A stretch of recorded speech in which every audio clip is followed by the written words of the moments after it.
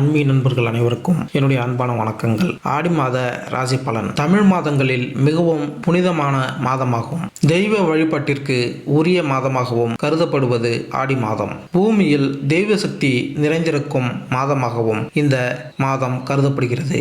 இந்த மாதத்தில் விரதம் இருந்து வழிபடுவது உடல், மனம் மற்றும் வாழ்க்கை ஆகியவற்றிற்கு பலவிதமான நன்மைகள் தரக்கூடியதாகும். அம்மன் வழிபாட்டிற்கு உரிய மாதம் என்பதால் பெரும்பாலான அம்மன் கோயில்களில் ஆடி மாதத்தில் திருவிழா எடுத்து சிறப்பாக கொண்டாடப்படுவது வழக்கம். ஆடியில் விரதம் இருந்தால் வாழ்க்கை செழிக்கும் என்பது மக்களின் நம்பிக்கையாக உள்ளது. ஆடி மாதம் என்றாலே அம்மனின் அருளை பெறுவதற்கு ஏற்ற மாதமாகும். சூரிய பகவான் கடகராசியில் பயணிக்க துவங்கும் மாதம் ஆடி மாதம். தட்சிணாயன காலத்தில் துவக்க மாதமாக அமைகிறது.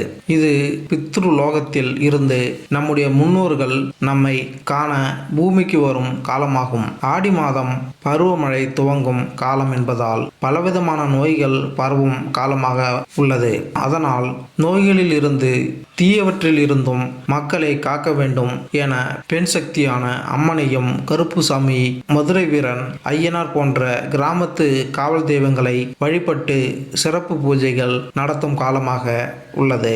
சூரிய பகவானின் சஞ்சாரம் அனைத்து ராசிகளுக்கும் மிகப்பெரிய தாக்கத்தை ஏற்படுத்தினாலும் இவருடைய கடகராசி பயணமானது ஒரு சில ராசிகளுக்கு அதிர்ஷ்டத்தை கொடுக்க போகிறது.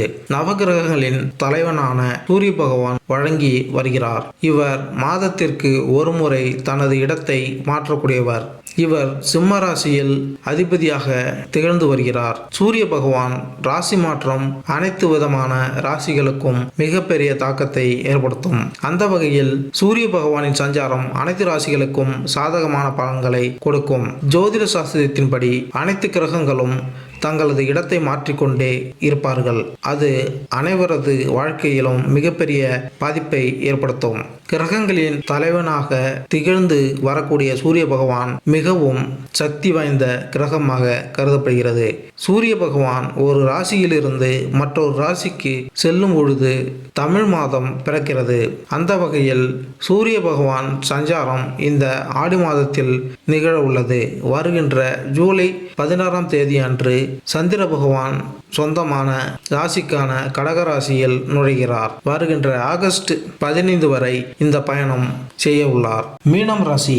பார்வையால் பலன்களை அள்ளித் தருகின்ற குரு பகவானை அதிபதியாக கொண்ட மீனராசி அன்பர்களே, நீங்கள் சிலருக்கு நல்லது செய்ய வேண்டும் என்று நினைப்பீர்கள். ஆனால் அவர்கள் அதை புரிந்திருக்க மாட்டார்கள். அதோடு நீங்கள் செய்கின்ற காரியத்திற்கு எல்லாம் மரியாதையும் உங்களுக்கு கிடைக்காது. அதோடு நீங்கள் செய்கின்ற காரியத்துக்கெல்லாம் மரியாதை உங்களுக்கு கிடைக்காது. அடுத்தவர்களுக்கு ஜாமீன் கையெழுத்து போடுவது தப்பாக மாறும். வாக்கு கொடுத்தால் கண்டிப்பாக நிறைவேற்ற வேண்டும். இரும்பு மணல் சம்பந்தப்பட்ட வியாபாரம் நல்ல லாபத்தை கொடுக்கும். கல்யாண நிகழ்ச்சி கைகூடி வந்து சுப செலவுகள் உங்களை சிரமப்படுத்தும்.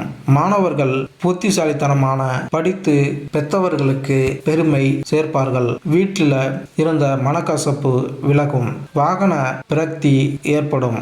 அழகர் கோவில் கள்ளழகர் பெருமானை வழிபடுங்கள். தொழில் விருத்தி அடையும். சூரிய பகவான் உங்களுக்கு பொன்னான நாட்களாக அனைத்து நாட்களையும் மாற்றி கொடுக்க போகிறார். பணவரவில் எந்த குறையும் இருக்காது. நல்ல வாய்ப்புகள் உங்களை தேடி வரும். தந்தை வழியில் உங்களுக்கு நல்ல முன்னேற்றம் இருக்கும். நிதி நிலையில் நல்ல லாபத்தை பெற்றுத்தரும். நீங்கள் புதிய தொழில் செய்ய தொடங்கினால் அது உங்களுக்கு முன்னேற்றத்தை பெற்றுத்தரும். பலவிதமான ஆதாயங்கள் உங்களுக்கு கிடைக்கும். காதல் வாழ்க்கை மகிழ்ச்சியாக இருக்கும். திருமண வாழ்க்கையில் முன்னேற்றம் இருக்கும். நண்பர்களால் உதவி கிடைக்கும். உறவினர்களால் உங்களுக்கு ஏற்பட்டு வந்த சிக்கல்கள் அனைத்தும் குறையும்.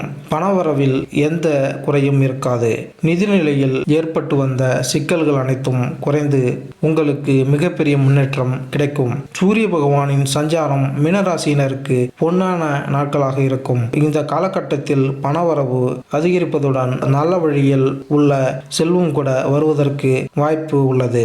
உங்களது நிதி வலுவாக இருப்பதுடன் நீங்கள் செய்யும் தொழிலில் உச்சத்தை அடையலாம். செல்வ வளர்ச்சிக்கு பல ஆதாயங்கள் கிடைக்கும். உங்கள் காதல் வாழ்க்கை வெற்றியை பெறலாம். மேலும் இந்த வீடியோ உங்களுக்கு பிடித்திருந்தால் லைக் பண்ணுங்க, கமெண்ட் பண்ணுங்க, மறக்காம சப்ஸ்கிரைப் பண்ணுங்க. நன்றி, வணக்கம்.